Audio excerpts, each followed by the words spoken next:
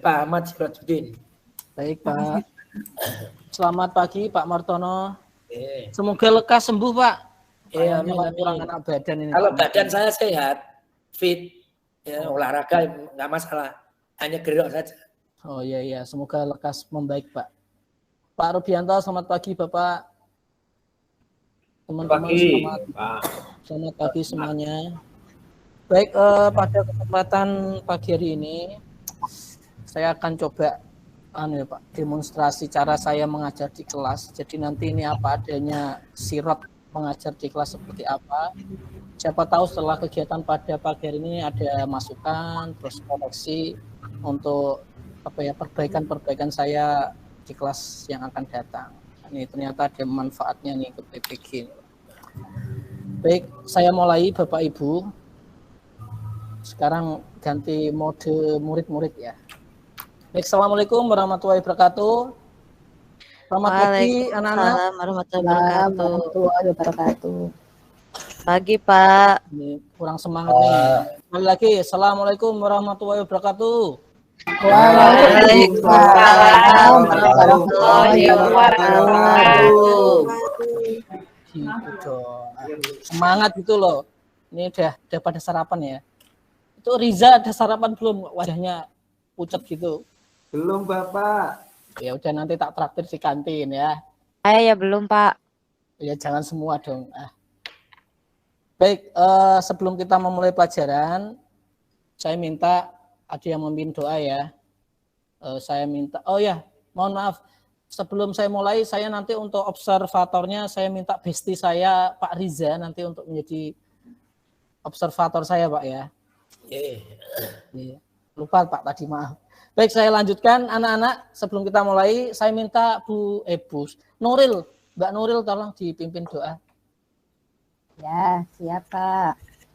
Baik teman-teman, sebelum kita mulai pembelajaran hari ini, marilah kita berdoa terlebih dahulu. Berdoa mulai. Berdoa selesai. Sudah Pak? Oke, terima kasih Nuril. Gimana Nuril kemarin katanya nonton konser apa itu? Apa Pak? Bola. Oh, di Kanjuruhan itu apa? Oh ya betul. Oh ya, ngomong-ngomong soal insiden itu ya, ini khusus untuk Riza sama Kardianto ini yang suka bola. Ya fanatik boleh ya, tapi jangan sampai anarkis kayak gitu. Kan sampai ratusan nyawa melayang kayak gitu. Nah, jadi harapan Bapak itu ya jadi siswa-siswa Bapak itu yang baik gitu. Jangan malu-maluin Pak Sirot di luar itu loh ya. Kalau nonton bola itu yang bagus itu loh, enggak tawuran kayak gitu. Oke. Lanjut ya. Suka adu fisik Pak daripada adu mulut. Jangan dong. Bapak tanya. Ya silakan. Kemarin saya lihat Bapak di televisi loh Pak, di Kanjuruhan lagi tawuran. Masa? Iya, kayak Bapak wajahnya. Ya, saya provokatornya memang. Udah, pertanyaannya cukup ya. Kita mulai anak-anak. Jadi untuk materi kita hari ini kita akan pengenalan alat, bahan, media dan teknik ukir kayu ya. Nah, sebelumnya kan kemarin Bapak sudah ngasih materi tentang ragam hias Nusantara. Jadi sebelum mengukir itu kan kita harus milih motif apa yang mau kita ukir kayak gitu. Nah, kemarin Riza kan karena orang Banyuwangi kan pasti punya motif sendiri ya Riza ya. Nah, itu tidak apa-apa nanti motif dari daerahnya itu dipakai ya, kita gambar gitu untuk kita aplikasikan ke ukir kayu. Jadi nanti biar lebih beragam. Jadi Bapak tidak menentukan motif-motif tertentu, tapi ada bagusnya motif-motif daerah kalian dipakai untuk ukir kayu nanti pas praktek kayak gitu. Gitu ya. Jadi seperti itu. Nah, harapannya setelah kalian mengetahui ragam hias Nusantara itu, nanti kita coba bareng-bareng ya di akhir nanti kita akan membuat motif kita sepakati motif dari daerah kalian untuk kita tempel di permukaan kayu dan itu sebagai media ukir kayunya kayak gitu. Nah, adapun tujuan pembelajaran ini nanti ya, harapan Bapak itu kalian bisa mengenal lebih jauh ragam hias kalian dan diaplikasikan ke ukiran seperti itu. Nah, untuk melengkapi materi Bapak, Bapak akan menampilkan presentasi ya. Menampilkan presentasi, nanti disimak baik-baik dan nanti kita interaktif aja. Jadi tidak perlu nunggu nanti Pak Sirot tunjuk siapa. Kalau ada yang belum jelas langsung bisa dipotong untuk bertanya kayak gitu ya. Ya, Pak. Oke, saya akan tampilkan ya.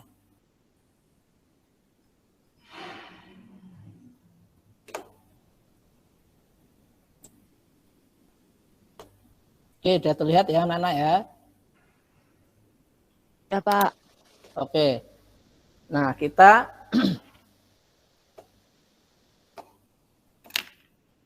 materi hari ini adalah tentang media, bahan, dan teknik berkarya ukir kayu. Nah, jadi yang akan kita pelajari hari ini adalah mengenal media, bahan, alat, dan teknik dalam proses ukir kayu. Selanjutnya, membuat persiapan karya ukir kayu.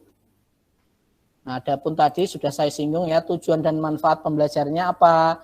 Jadi harapannya nanti kalian tuh dapat menjelaskan dan memilih jenis bahan dan alat dalam proses ukir karya kayu dengan benar ya. Jadi dapat menjelaskan dan memilih, tidak hanya menjelaskan tapi memilih. Jangan-jangan nanti suruh milih kayu untuk ukir malah milihnya tanah liat. Nah, itu tidak boleh ya.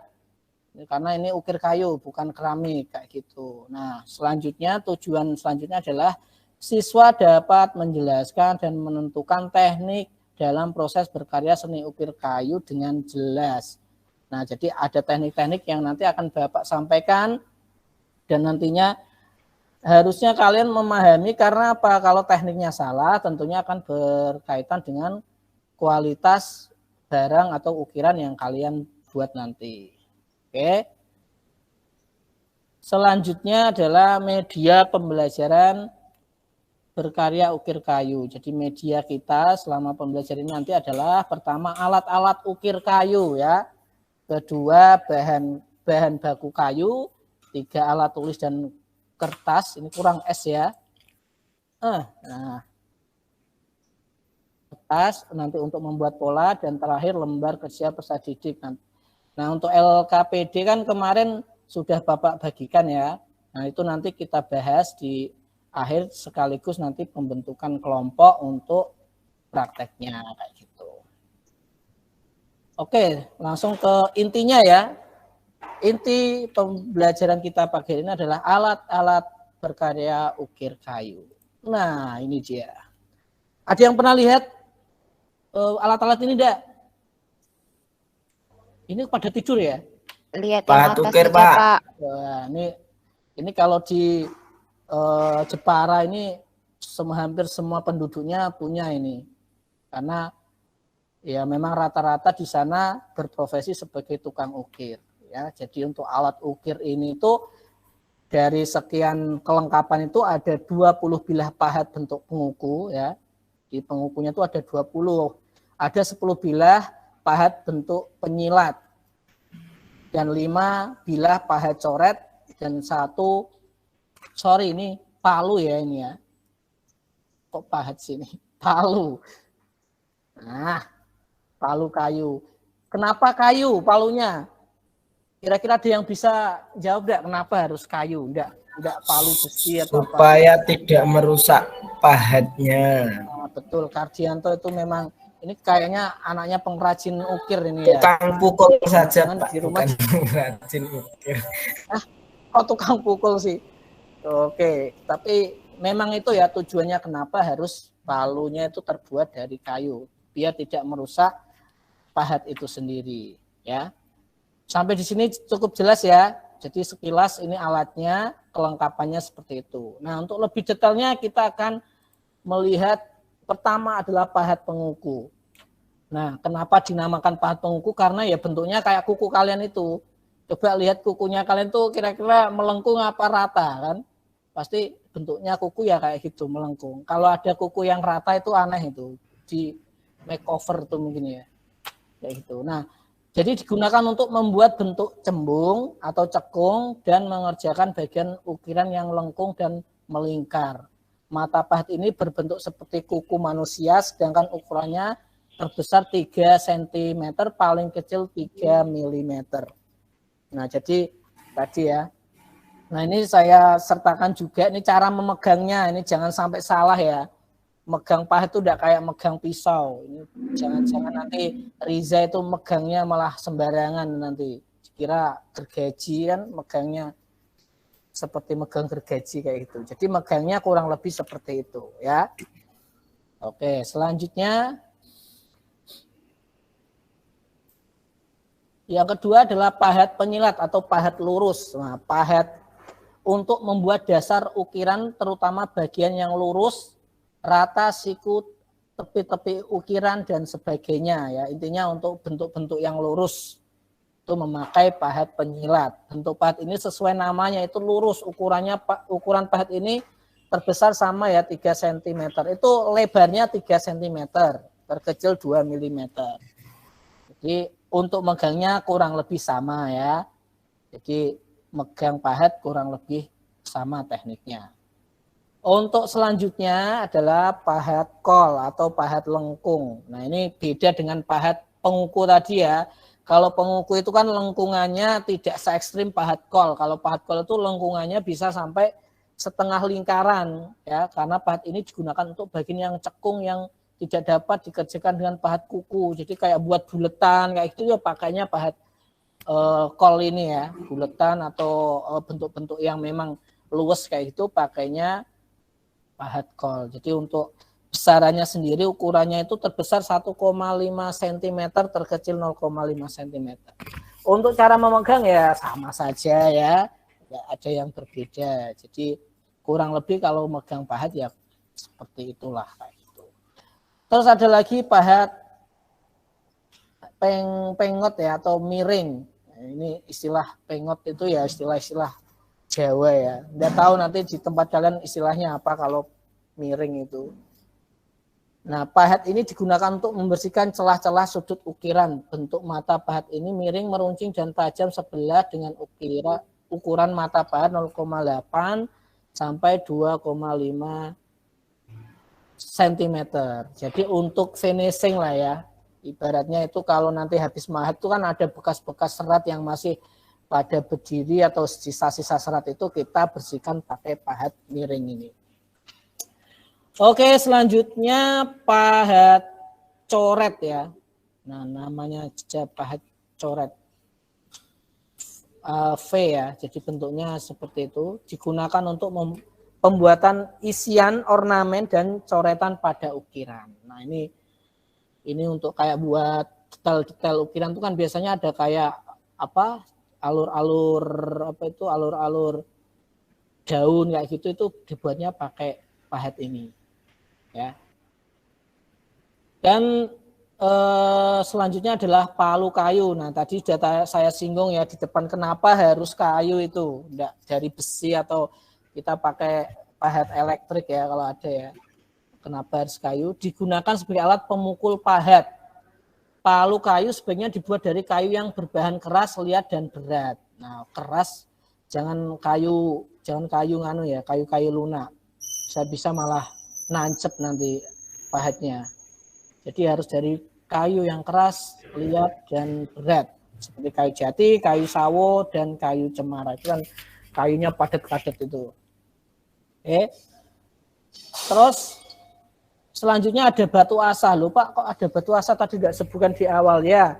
Ini termasuk bahan penunjang ya, atau alat penunjang untuk alat-alat pahat tadi. Jadi batu yang digunakan untuk menajamkan dan memperbaiki mata pahat yang rusak ada 2 jenis batu asah dalam ukir kayu ya.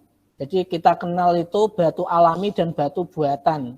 Kalau batu asah halus ini biasanya terbuat dari batu alami, terbuat dari bahan alami berupa batuan kapur atau lempung yang memiliki tekstur halus digunakan untuk menajamkan bilah pahat. Jadi untuk menajamkan dan memperbaiki itu nanti beda ya. Kalau yang buatan ini, batu asah kasar atau buatan ini, terbuat dari bahan buatan berupa pasir yang dicetak atau dipadatkan, berfungsi untuk mengasah pilah pahat yang rusak atau cuil. Nah, kalau yang cuil-cuil itu pakainya yang buatan ini yang kasar. Kalau cuil kok pakainya yang halus ya nanti sampai lebaran haji ya enggak selesai-selesai itu ya. Malah batunya yang habis nanti. Oke, selanjutnya nah setelah pemakaian tuh biasanya ada perawatan dan penyimpanan ya.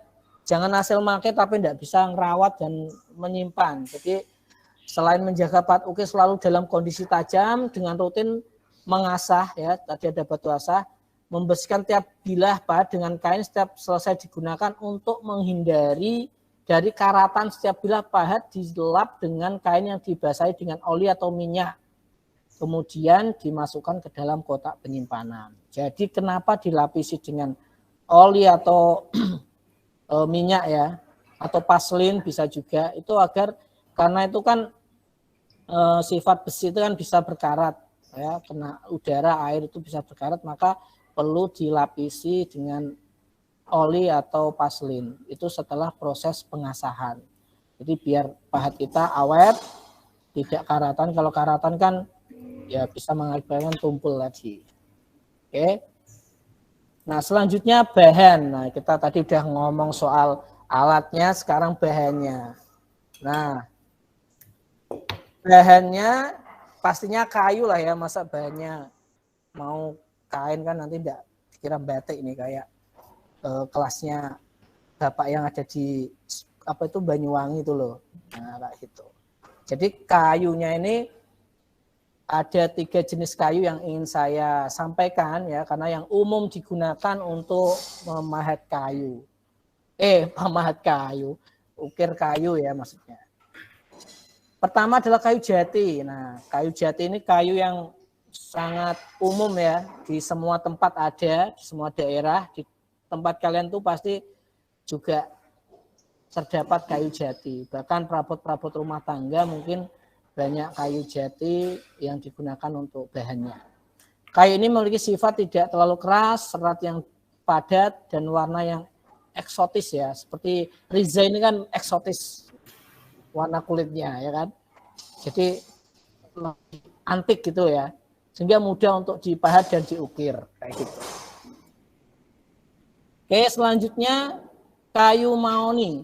Nah, kayu mahoni ini memiliki kekerasan sedang. Serat kayu yang padat cenderung serat kasar dan tekstur halus sehingga mudah untuk dibuat produk karena tidak menyulitkan proses dalam pengerjaannya. Nah, ini bisa dilihat ya, warnanya ya juga bagus, terang, seratnya juga padat, bagus, kecenderungannya tingkat kekeringannya juga cepat dan renyah kalau saya ngomongnya ya, kayak gitu. Tuh, terus selanjutnya ada kayu sono keling. Nah, ini agak jarang ya, tidak di setiap daerah kalian ada. Di tempat Kardianto ada enggak kayu sono keling? Dianto, halo? Izin Pak. Izin Pak. Oh, ya udah, di tempatnya Mbak Rizky nih di Kalimantan ada enggak? Ada Pak, di sini adanya kayu ulin tuh Pak. Oh, kayu ulin ya, kayu keras banget ya. Nah, itu Iya. kayu ulin, kira-kira Rizky kayu ulin cocok enggak untuk bahan Kayaknya ngukir? nggak bisa ya Pak, soalnya keras. Bisa nggak Pak? Oh, ya oke, tepat sekali Rizky. Tidak bisa yang pasti ya, karena tadi syarat untuk bahan baku untuk ngukir itu harus seratnya padat dan tidak terlalu keras ya. Kecenderungannya memang cari yang lunak atau saya menyebutnya yang renyah-renyah saja gitu ya. Jangan yang melempem. Nanti dipalu bukannya apa itu, nanti malah mantul gitu ya, karena melempem tadi kayak gitu. Jadi kalau kayu sono keling memang jarang ya di daerah, tidak setiap daerah punya. Jadi kayu ini pori-pori seratnya besar dan padat, keras, tampilan warna, tekstur menarik dan mengkilat. Jadi kayu ini tanpa di finishing pun kalau mau diamplas, setelah itu digosok pakai kain saja itu sudah mengkilat bagus ya. Cocok untuk produk ukir relief dan patung. Nah, ini rata-rata kalau relief dan patung tuh pakainya kayu ini sono keling karena bagus teksturnya dan mengkilat tadi ya. Nah, sekarang teknik berkarya ukir kayu. Nah, ini singkat saja karena nantinya kan kita akan praktek ya. Jadi materinya singkat saja dan nanti lebih banyak Bapak akan demonstrasi saat praktek seperti itu. Pertama, menyiapkan bahan dan alat ukir kayu. Jadi tadi ya ada kayu, terus alat sama batu asah. Ini untuk kelengkapannya seperti ini untuk kita siapkan. Selanjutnya tadi ya kita sudah menyiapkan tadi alat tulis dan kertas itu untuk membuat pola desain cekung, cembung, dan datar. Nah ini untuk pola sendiri, nah, tadi kita sepakati ya kita akan membuat ragam hias dari daerah kita masing-masing. Nanti diambil yang simple saja ya, simple saja dari motifnya. Nanti bisa digambar di kertas HVS, kemudian ditebalkan garisnya menggunakan spidol sehingga nanti kita siap untuk menempelnya ke permukaan kayu. Nah, terakhir menempel pola pada permukaan kayu ya. Permukaan kayu diolesi lem dengan kuas, kemudian ditempel lembar motif di atasnya. Tunggu hingga kering dan proses ukir kayu siap dilakukan. Jadi setelah kalian gambar motif tadi, dioles kayunya diolesi lem, terus ditempel yang rata, kita tunggu kering ya. Jangan sampai masih basah, kita paksa untuk kita ukir. Karena nanti yang terjadi adalah kertas motifnya itu malah ikut bukannya ikut terpotong, malah sobek biasanya, ketarik pahatnya. Jadi sebaiknya tunggu hingga benar-benar kering, baru proses ukirnya bisa kita lakukan. Nah, untuk teknik mengukir sendiri, Bapak akan menjelaskan secara singkat saja. Ya, jadi ada 5 di sini ya. Yang umum adalah ngetai ya. Ngetai itu bahasa Jawa ya, ngetai. Atau membuat garis dengan pahat. Jadi dari pola tadi ya, dari pola ini, itu kan ada garis-garisnya. Nah, itu kita ketai dulu. Jadi kita ketai dengan pahat sesuai dengan bentuknya. Kalau bentuknya lurus ya kita pakai penyilat, kalau bentuknya lengkung ya kita pakai kuku atau kol kayak gitu ya, tergantung bentuknya ya. Jadi kayak gitu. Terus selanjutnya adalah gerabahi atau membuat bentuk global atau kasaran. Nah, setelah diketai jadi garis tadi itu gerabahi. Itu lebih menegaskan lagi garis tersebut. Kayak gitu. Terus selanjutnya matuti atau membentuk agar lebih halus. Mulai ditutui ini, mulai dipalu kayak gitu. Ya. Selanjutnya benangi atau membuat isian dalam daun pokok. Dan terakhir adalah ngelemahi. Ngelemahi itu membuat dasar dalam komponen itu. Jadi kan ada pola yang dimana ukir itu yang timbul, ada yang rata. Nah, rata itu disebut ngelemahi atau buang sisa-sisa kayu agar motif itu muncul kayak gitu. Saya kira itu sedikit materi dari Bapak untuk persiapan kita mengukir ya. Jadi ada persiapan alat, bahan, dan sekilas tekniknya. Karena nanti kita praktek, jadi untuk anak-anak nanti akan saya bentuk kelompok ya. Kalian nanti jangan lupa LKPD yang kemarin dibagi itu dikerjakan ya, dikerjakan karena di situ ada materi pengetahuan tentang alat dan bahan ukir kayak gitu ya. Nah, sampai di sini kira-kira ada pertanyaan enggak? Silakan tanya. Kalau ada pertanyaan. Halo, pada ke kantin ini ya? Langsung praktek, Pak. Udah Mau praktek. Ya, udah cukup jelas ya berarti ya. Jelas, Pak. Nah, untuk Desi, motifnya udah siap Desi?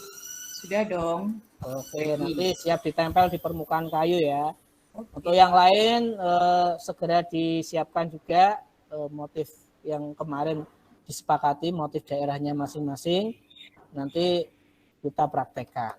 Nah, karena sudah cukup jelas ya, karena sebaik-baiknya materi itu adalah praktek agar kalian 5 panca inderanya itu semuanya mengamati, merasakan ya, dan bisa jelas itu adalah praktek. Maka sebelum praktek Pak Sirot akan memberikan tugas nih ya. Jadi ada tugas untuk kalian. Saya akan membentuk kelompok untuk melakukan persiapan ukir kayu ya. Nah, kelompok ini nanti akan saya bagi 2 kelompok sehingga nanti bisa melakukan persiapan dengan baik ya.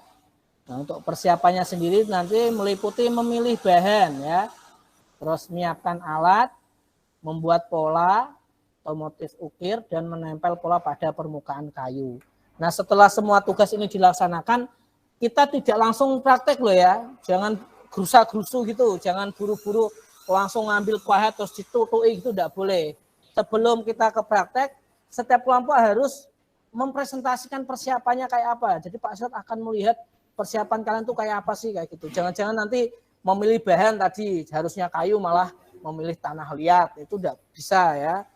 Nah, harusnya menyiapkan alat untuk mengukir malah alat untuk jahit, itu juga tidak boleh nanti. Jadi sebelum melakukan proses mengukir nanti masing-masing harus mempresentasikannya. Oke. Jadi kelompok yang saya akan bentuk ada 2 ya. Kelompok A dan B yang beranggotakan nomor 1 Desi, Rizky, Riza, Nuril, terus Novia. Kelompok 2 ada Sulastri, ada Ika, terus ada Kajianto, dan ada Sirot. Kok Sirot? Mas saya sendiri. Nah, ini kelompok silakan berkumpul ya. Nah, setelah berkumpul kita langsung ke ruang praktek ya untuk memilih bahan, menyiapkan alat, membuat pola dan menempelnya nanti. Jadi nanti di ruang praktek Bapak akan menunggu kalian di depan ya. Nanti saya siapkan 2 meja untuk 2 kelompok. Nanti setiap kelompok sudah siap dengan persiapan tersebut, baru nanti akan saya lihat kesiapannya seperti apa. Setelah siap, baru kita akan praktek. Oke, semuanya jelas ya? Yes. Kita mulai yuk, kita ke ruang praktek. Oke, kalau sudah, nah, saya kira sudah cukup ya untuk pemilihan persiapannya. Sekarang kelompok 1 diwakili Mas Riza. Silakan Mas Riza, diperlihatkan alat dan bahannya. Kira-kira seperti apa? Ini Bapak. Ya. Nah, ini kayu apa ini Mas? Kayu singkong kok kamu bawa ke sini? Kayu waru Bapak. Nggak bisa ya. Nggak bisa. Iya, nggak bisa. Harus kayu-kayu yang Bapak sebutkan di atas tadi. Ya. Gitu. Ya, Bapak. Ya, coba sama timnya nyari lagi Kak, kayu yang sesuai ya. Baik Bapak. Selanjutnya kelompok 2. Kelompok 2 silakan ditunjukkan untuk persiapannya.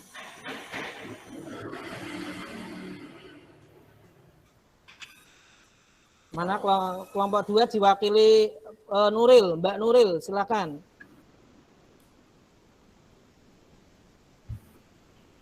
Halo.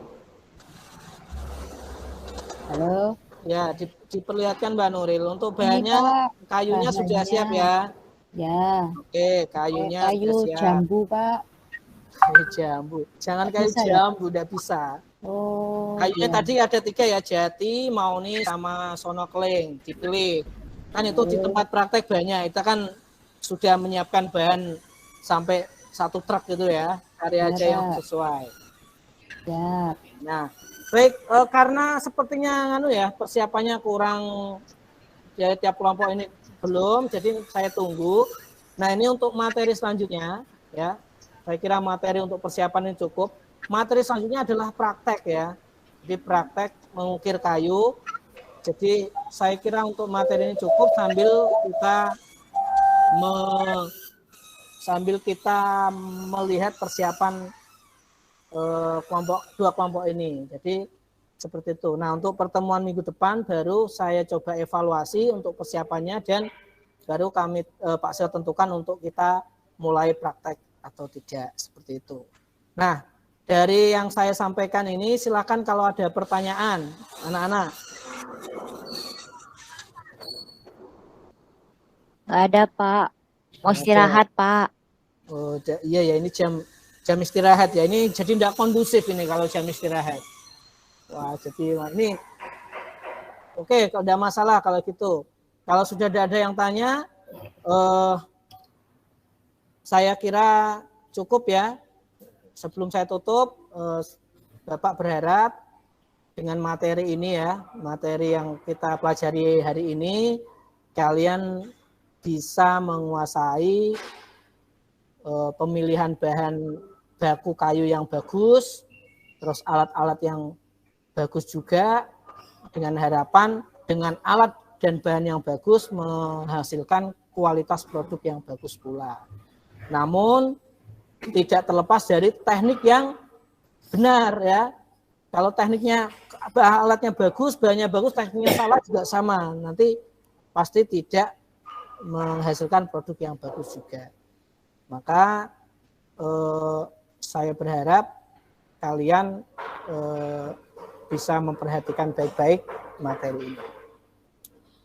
Baik, saya kira cukup. Selamat beristirahat ya. Pertemuan minggu depan kita akan melaksanakan kegiatan praktek mengukir.